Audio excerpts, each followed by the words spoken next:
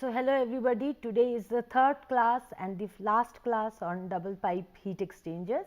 So, in the last class, last two classes what we had done, we had discussed about the double pipe heat exchangers, the hairpin arrangement, the series parallel arrangement, etc., and we had completed the thermal design. The only thing that is left, if you had seen the problem, is we had also mentioned in the problem the pressure of the two fluids and also the allowable pressure drop. So, the last thing which is left is the hydraulic design, where you are going to check up the pressure drop for the outer liquid or the outer fluid, the pressure drop for the inner liquid, and just check up whether they lie within the permissible limit of pressure drop or not. There is one other thing which is very important. When we define the pressure of the fluid in the annular area or in the inner pipe, and for the shell and tube heat exchanger in the shell or in the tubes, it is always the absolute pressure with respect to the atmosphere. It is neither the pressure drop nor the pressure difference between the inner and the outer fluid. It is always in terms of gauge pressure with respect to the ambient. Anyhow, so without any delay, I think we should be going now directly to the hydraulic design. Now, you tell me, to find out the pressure drop, what are the things that you require? Very clearly, if you see this particular exchanger arrangement that I have drawn here, the most conventional arrangement, a series arrangement of two hairpins, where there is counter current flow of the outer fluid as well as the inner fluid. We find where does pressure drop occur? Definitely, it will be occurring in the straight sections of the pipe. Agreed?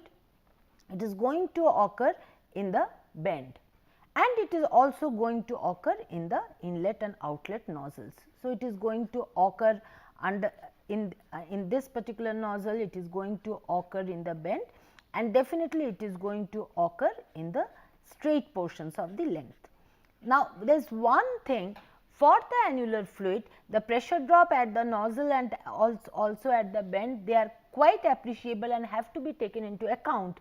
But for the inner pipe, usually we find that when the inlet and exit piping are aligned with the inner pipe, the entrance and exit losses, they are usually negligible and they can be neglected. So, what do we do in the inner pipe? It is just the pressure drop in the straight bend, and in the annular section it is the pressure drop. These are in terms of heads of the liquid head.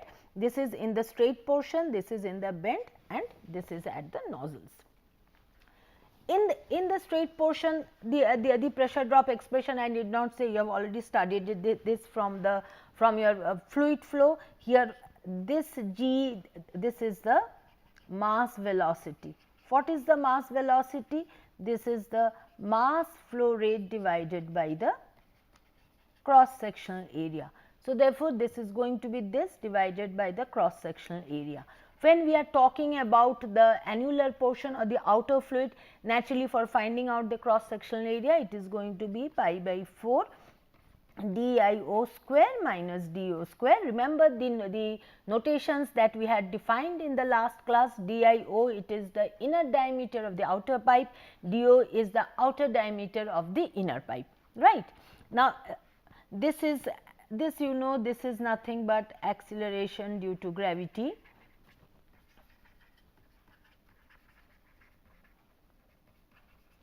This is the density, and this is the equivalent or the equivalent diameter. We had already defined this particular diameter. It is the wetted cross section divided by the wetted perimeter, and therefore, it was equal to DIO minus DO in our particular case that we had seen here. And what is this? This is the Fanning's friction factor.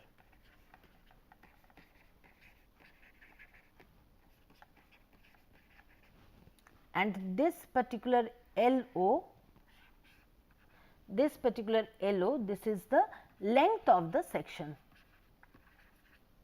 length of this of the section. So, it is the if the number of hairpins, so it is the total length through which the flow is occurring. It can happen that there are some portions may be outside in the return bend, or rather some portions even the straight pipe where heat transfer is not occurring, but since flow is occurring. So, it is going to be the total length of the corresponding section. Now, as we know that the friction factor, this is a function of Reynolds number, we know it. Reynolds number for the outer fluid, this is defined in this particular way, for the inner fluid it is defined in this particular way. For the outer fluid, we find that the friction factor, it is defined as shown here for the this they correspond to the friction factor in terms of Reynolds number for laminar and turbulent flow, and this corresponds to the friction factor and Reynolds number term for turbulent flow, and this one is for laminar flow. This is for turbulent flow, right. This is also for this is for laminar flow and this is also for turbulent flow. So, in this particular way what we do, we first find out the Reynolds number for the outer fluid, Reynolds number for the inner fluid, and then we find out FO, we find out FI. Once these are done, everything else is known here, we find out this and we find out this. Now, in this particular term, there is just something which I would like to mention. Quite often we have those particular corrections, this is due to the viscosity change, the effect on the friction factor, right. So, therefore, to account for how the pressure drop gets modified due to the when it is the flow occurs under non-isothermal conditions, what we have is that with HFO, just it has become a bit clumsy. So, if I can rub off certain things here. Yeah. So, therefore, we often here we give some particular correction factor here, we often multiply this with some particular correction factor here, where this particular phi, this is equal to mu by mu w to the power 0.14 for laminar flow, and this is equals to mu by mu w to the power 0.25 for turbulent flow. So, very frequently when we find that the viscosity is changing drastically, under that particular condition it can happen that this gets quite influenced. So, under that particular condition we often multiply this with 1 by phi o, 1 by phi I, where these are the functions of the viscosity of the bulk fluid. In this case it will be mu o, in this case it is going to be mu I, and the relationship for laminar and turbulent flow is given here. So, in this way you find out the pressure drop in the, or rather the head loss in terms in the straight portion of the tube. Now, for the bent portion, as I have already mentioned, for the inner pipe the bent pressure loss is usually negligible, and for the annular fluid, suppose there are n HP number of hairpins, then naturally the number of bends will be 2 NHP minus 1, right. So, therefore, from here we can find out the head loss at the bend, where this particular VO, this is nothing but the velocity of the outer fluid. So, using this particular equation, we know that for all such type of head losses across the bends, across the nozzles, etc., they are expressed in terms of the velocity head. So, therefore, the head loss is in terms of V square by 2 g. If it is pressure drop, it will be rho V square by 2 g. So, accordingly we can do it. Same way, the same type of expression it is applicable for the case of the head loss at the nozzles as well.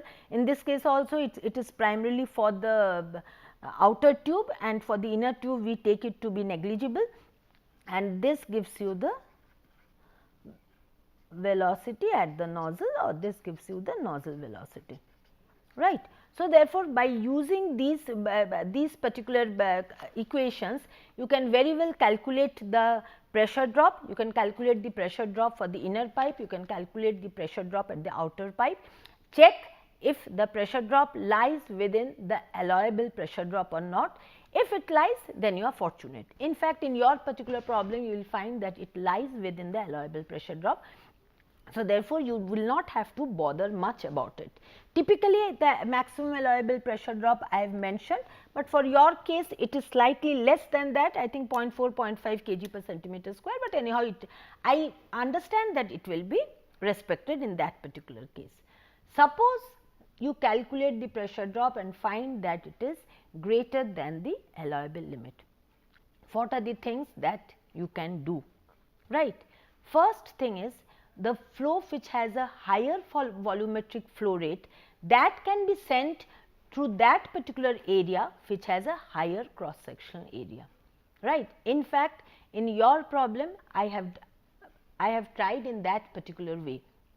In your problem, if you find out the tube has got a higher cross sectional area and I have introduced cooling water through the tubes, but one thing you need to remember, that anyhow also we would have introduced cooling water through the tubes, right.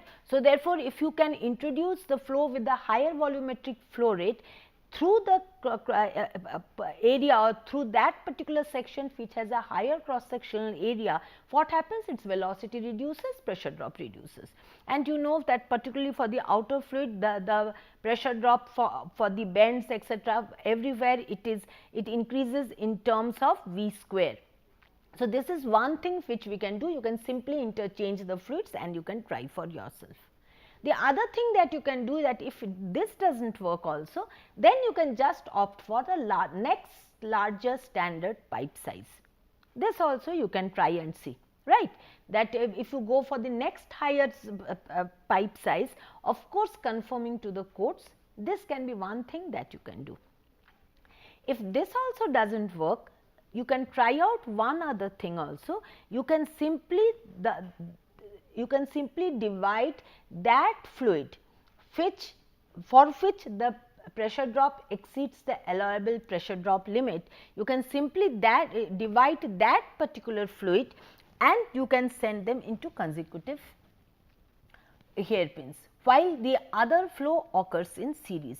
For example, in this particular case, if you see, you will find that the fluid 1 which is flowing through the outer pipe, that fluid it flows in series and it goes out. But assuming that the fluid 2 which flows through the inner pipe, for that particular case, I have done this particularly because I have introduced cooling water in the inner pipe. So, I assume that in the inner pipe, the pressure drop, if it exceeds the allowable pressure drop, what I do? I simply divide it. I divide it and then I allow the flow, just the way I have done it in this case, something not very similar, but akin to multi-pass bubble cap trays in the distillation column. So, I simply divide it, the flow is half, pressure drop naturally should be decreasing, and I try it out. This is also one thing that you can do. So, now with this, more or less the thermal design as well as the hydraulic design both are completed for a simple double pipe heat exchangers comprising of a number of hairpins, right. Normally, we do not opt for multi tubes inside an outer pipe. We would rather prefer a shell and tube heat exchanger for that particular case, particularly if we find that the UA, if we calculate and that is greater than 80 kilowatt per Kelvin, then definitely this is not an economic option. So, we are not discussing much about that multi tube double pipe heat exchangers, because the design is also almost similar to shell and tube heat exchangers, which we will be doing just after this particular, after we complete the double pipe exchanger. There is one thing which I would like to tell you. See, the problem which has been given, the discussions which have been done till now, all of these they are primarily referring to two liquids. When they are referring to two liquids, it is more or less implied that the overall heat transfer coefficient for one liquid, it is, even if it is not similar, more or less the overall heat transfer coefficients, they are close to one another. Now, suppose it happens that for one particular fluid, say it is air or any particular gas, it can also be a liquid with very high viscosity, the overall heat transfer coefficient is very less compared to the heat transfer coefficient for the other fluid. It is not the overall, it is the heat transfer coefficient. For one fluid, it is much less compared to the heat transfer coefficient of the other fluid. Then in that case, what do we do to improve the heat transfer, or to just to augment the heat transfer rate? What is heat transfer? This is equals to UA delta T LMTD. You can also write it down for all the individual fluids. You can write it down. This will be the TO, say average, minus T vol HIAI T vol minus Ti average. Whether it is going to be minus or plus, it just depends upon which fluid is the hotter fluid. In this case, I have assumed that the outer fluid is the hotter fluid. Okay. So, therefore, this is there. Now, suppose I see that HO, it is very less. Then in that case, what to do? How can I augment HO if HO is much less compared to HI? One thing I can do, I can increase the area for heat transfer, right. This is something which is commonly done when we have air as the cooling medium, or we have heat transfer between air or any other gases and say a liquid whose heat transfer coefficient is much higher, or maybe a liquid, as I have already mentioned, which has a very high viscosity. So, very low Reynolds number, so very low Nusselt number and very low heat transfer coefficient. How do we increase the area? Just as I have shown you that in that case, one thing we can do, we can increase the heat transfer area. Now, a very simple way of increasing the heat transfer area, if you see in this particular case, say this is the separating wall. We have a fluid here. I assume that the fluid which I have here, that fluid is at a higher temperature, say I assume, and this fluid is at a lower temperature, and this is the heat transfer area. Now, what can I do?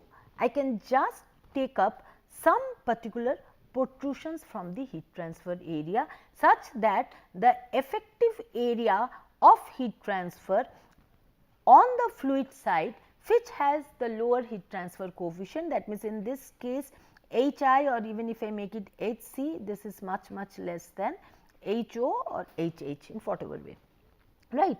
So, therefore, the effective heat transfer area on the fluid side, where the heat transfer coefficient is very low, that gets enhanced. This is definitely I can do. What we can do? We can simply attach, in this particular case I have shown a rectangular fin. These protrusions, they are known as fins. So, they can be attached to the heat transfer surface. In this case, just for simplicity, I have taken a flat surface and a rectangular fin. For your case, it is the outer wall of the inner pipe, over which you are going to fit this type of thin strips of metal, which are attached to the main outer surface of the inner wall, which we call as the primary heat surface, and the temperature there, in this particular case I have defined it as T prime or T primary. Now, since these particular protrusions, they are made of very thin metals of very high conductivity, say copper or aluminum we take. So, we can create a large surface area by using a very small amount of material. This is done to compensate the low heat transfer coefficient by increasing the area, right.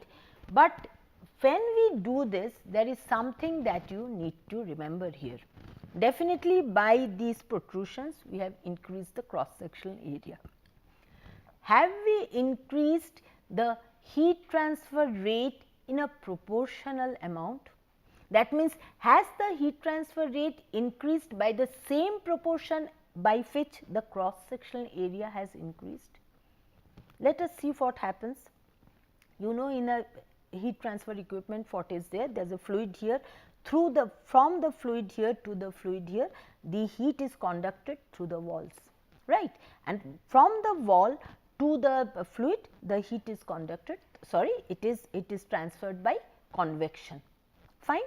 So, therefore, when the heat is convected away, the expression is H A delta T. What is this delta T? This delta T is the temperature difference between the surface and the fluid with which heat transfer or heat interactions are taking place. So, therefore, on the primary surface, what do we have? We find this delta T, this is equal to T prime minus T c. For the fin, what happens, you tell me? When the fin is there, naturally what will happen? The heat from the primary surface will be conducted through the fin, and whatever is being conducted, that will be convected away from the fin to the fluid outside in these directions. There will be less in this direction, definitely mainly the convection will happen on the top and the bottom surfaces, assuming in this particular case WF or rather the width of the fin is much greater as compared to the thickness of the fin, right. Now, how much heat will be convected away from this particular fin? It will be the amount of heat that the fin receives from the primary surface, isn't it? Primary surface definitely is at T prime. From the primary surface, the heat which is convected away, this will depend upon the temperature difference here. Now, in the fin, if we consider, we will find that the portion where the fin is connected with the primary surface, or in other words the base of the fin, there the temperature is T prime. Then gradually the heat is conducted. Definitely the fin is made of a high thermal conductivity. So, therefore, heat gets conducted, and as heat gets conducted, and accordingly heat is lost to the surroundings. We find further we go from the primary surface, the lower is the temperature difference between the ambient and the fin surface, and if we go far enough, we will find that the temperature at the fin surface and the surrounding fluid, they can be the same, and there is no particular heat convection between the fin and the heat surface. So, what I mean to say that the rate of heat transfer which happens by convection from the fin, that depends upon the temperature difference, and so therefore, we cannot assume that whatever heat by convection was being removed from the primary surface, the same amount of heat will be removed from the fin. So, therefore, we do not have a proportional increase of the rate of heat transfer by convection by the attachment of fin. And in order to quantify this, we define an fin efficiency factor, or we define a fin efficiency which is defined as EF. Different people have got different notations, they take eta f etc. We have defined it in terms of EF. What is EF? It is the actual amount of heat transfer from the fin surface divided by the maximum amount of heat that could have been transferred from the fin surface. What is the maximum amount of heat that could have been transferred from the fin surface if the entire fin would have been at the T prime temperature. So, therefore, this Q max, this is equal to H A fin into T prime minus T c, which is the temperature of the fluid with which the fin is in contact. What is this A fin, if you can tell me? A fin, if you find, this is going to be 2 HFWF. Note HF is the, if you call it the length or whatever, this particular dimension, WF is the width of the film. This is going to be 2 HFWF plus 2 HFTF. We neglect more or less the heat transfer through this particular surface, right. Or in other words, this can be written down as 2 HFWF plus TF. So, therefore, you know what will be the maximum amount of heat that can be transferred from the fin, which is never transferred quite naturally, because there will be some amount of protrusion, and whatever be the protrusion, naturally you know that since this temperature and this temperature are not the same. So, therefore, the heat transferred will be less as compared to the heat transfer that you would have assumed had the entire fin been at this particular temperature. So, therefore, we define a fin efficiency, and then what we do? We multiply the Q max with the efficiency to find out what is the actual amount of heat that is being transferred from the fin. Now, in order to find out this E efficiency, normally what we do? We strike a heat balance equation.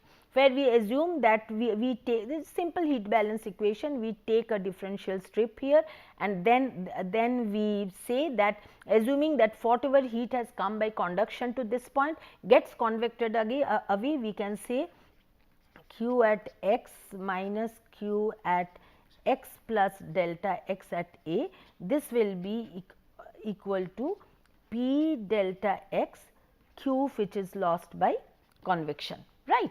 So, what is this P? This P is going to be 2 into T f plus W f, the area from which it is going to be convected. This A is the cross sectional area. So, naturally, this is going to be W f T f.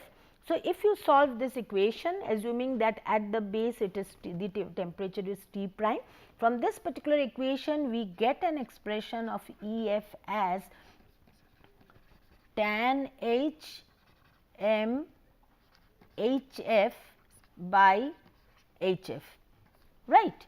Now, one thing you have to remember that when we have assumed, when we have made this balance, we had assumed a one dimensional heat transfer. We assume that there is no heat transfer along the sides, but in reality there is some amount of heat transfer from the sides.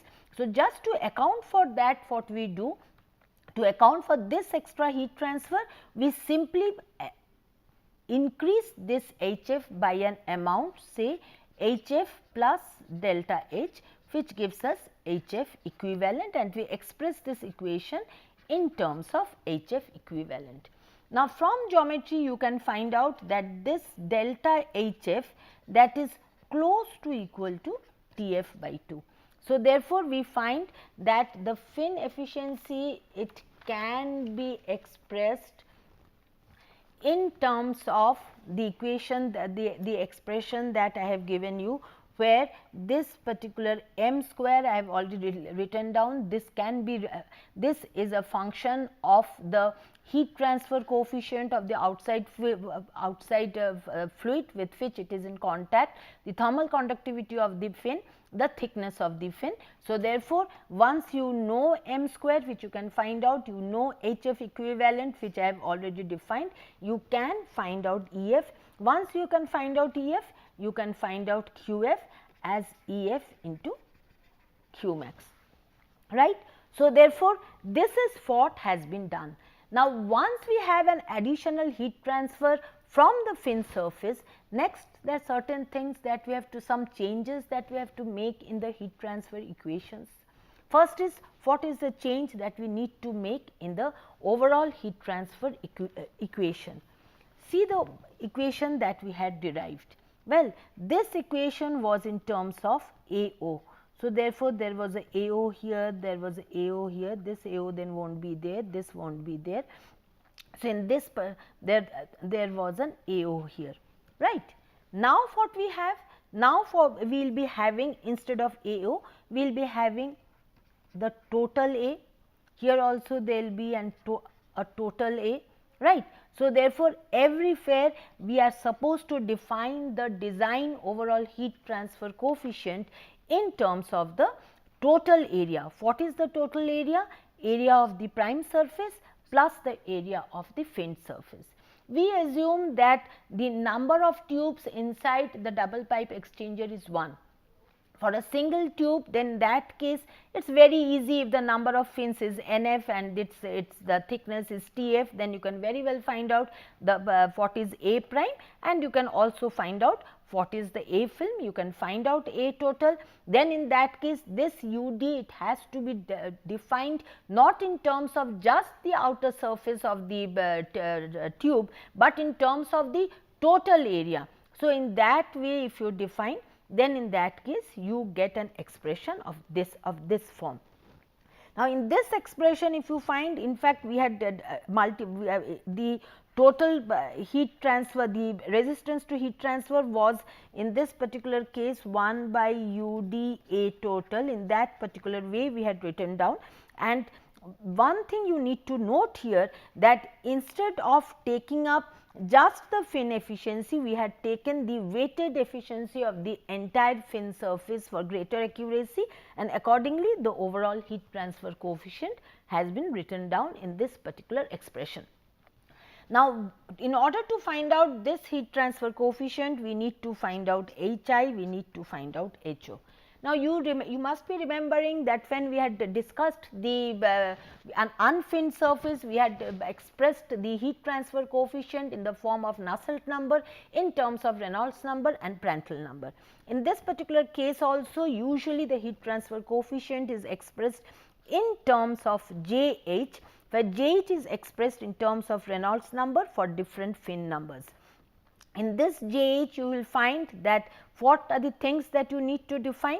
Every other thing it is known to you. Only thing is the effective diameter of the outer surface, that changes because the surface has fins now, and the mu w, that is also going to change, because remember one thing, mu w was defined in terms with respect to T w. Now, the T w is going to change because the it has fins on the top.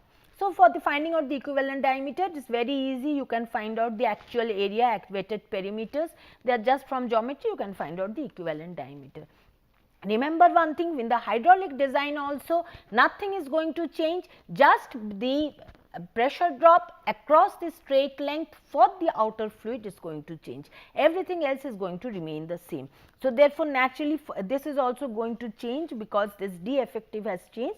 So, we need to substitute this, and definitely for that particular case, since D effective has changed, so REO and mu O average will also change, remember. So, therefore, REO is also going to change. So, there are two expressions of friction factor which you can substitute, and you can find out the hydraulic pressure gradient.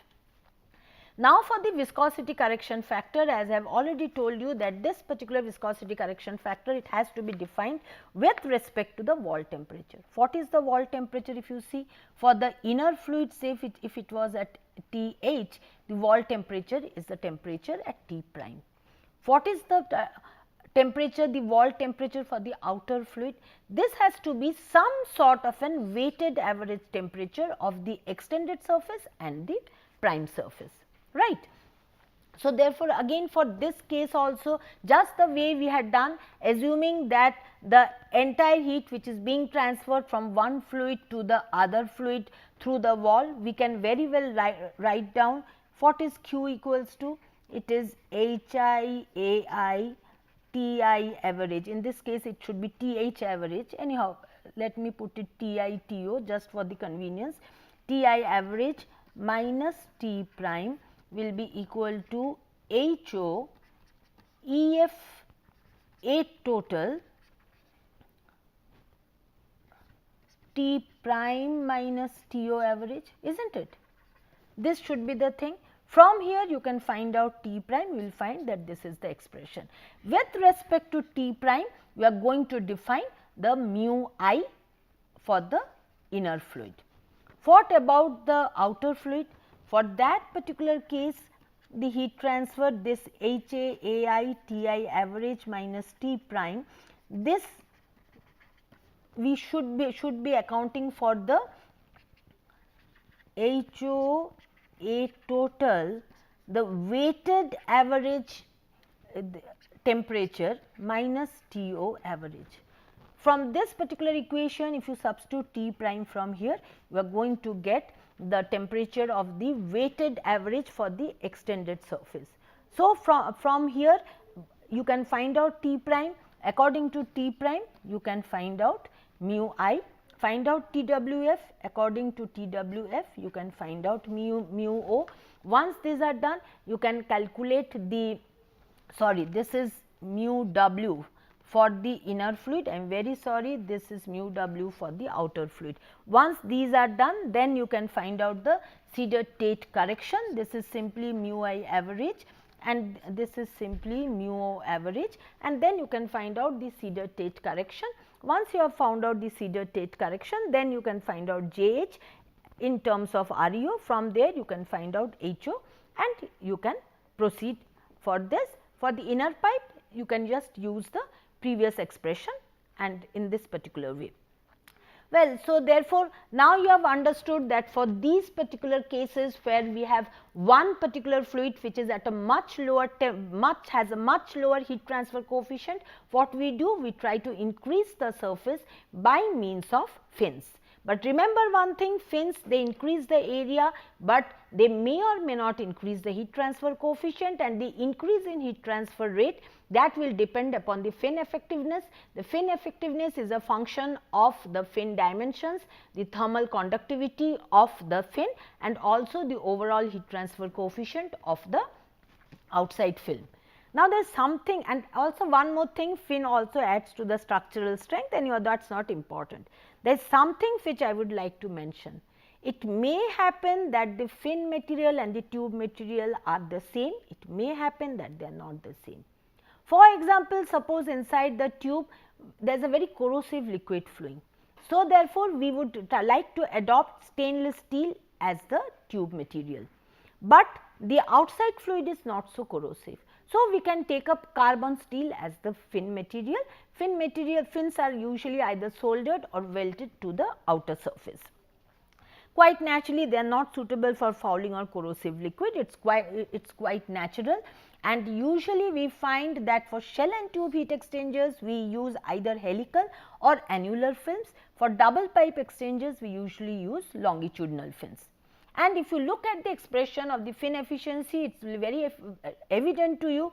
Efficiency increases with decreasing annular heat transfer coefficient, increasing fin thermal conductivity, decreasing the fin size. These things are very well known to you. Well, so once all these things have been done, more or less we have completed the design, both the thermal design and the hydraulic design, the process design for a double pipe heat exchangers.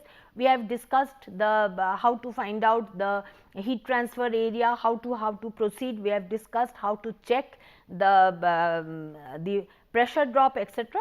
So, based on that you can go ahead. For this problem you are not going to face much problems, because it is between two liquids that you do not need fins, and expectedly the pressure drop limitations will also be respected. Here in this case I will not be going into the details, I have just mentioned the different design steps which you should be following, a general design steps which you should be following when you are solving a double pipe heat exchanger. It's very evident, all the input data are given, so that you calculate heat enthalpy and find out anything unknown. In this particular case the unknown is the flow rate of the cooling water, that you need to find out. Then definitely average properties of everything, note the variation, the maximum limit, these are already specified for you.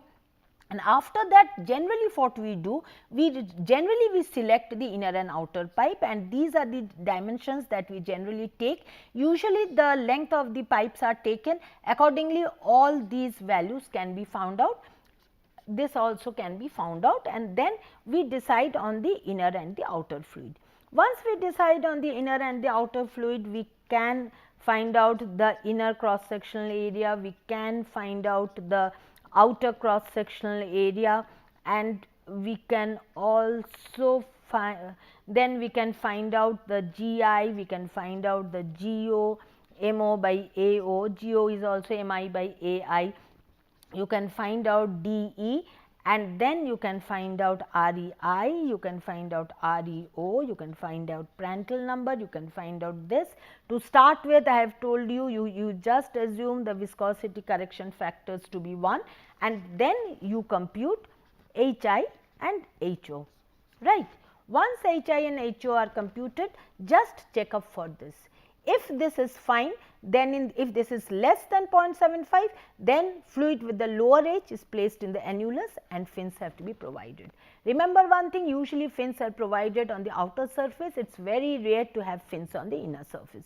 So, therefore, the fluid with the lower heat transfer coefficient has to be placed in the annulus.